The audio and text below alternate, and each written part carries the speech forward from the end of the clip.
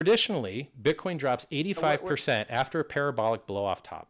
This cycle was so different because the government, so it should go down to about 11K. So since it all right, was, that's a reasonable yes, expectation. agree, yes, because And it's then, what it and has then, been doing for decades. It always and drops what's going to happen to 85%. Hex? What's going to happen Well, to Hex? Hex continues to have giant dips like it always has, but it also makes new all-time highs. You got to understand that an But what if 80% dip only cancels out a 5x pump. And when you have a 1,000,000% pump, you would have to drop 99999999999% to cancel it out.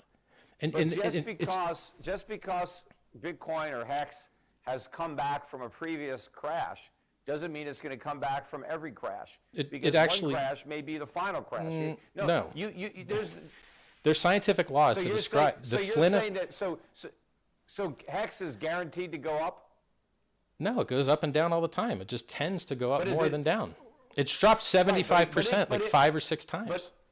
But it could drop 95% or Sure, 99% absolutely. or 100%, Yes. can't it? And it may never Hex come could back, literally, it's unlikely, that last part. The last part's unlikely. Yeah. See, well, what are the odds? I mean, I think it's more Very likely low. than not. I mean, Very look low. at, you Well, you based have on to, what? well, I'll tell you.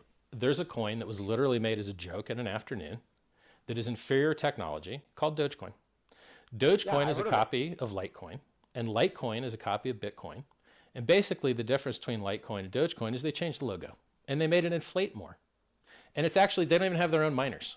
They're merge mined with Litecoin, and Litecoin's trash on its own. So it's a copy of trash. And I don't even like Bitcoin that much. You know, people say Bitcoin's never been hacked. Yes, it has.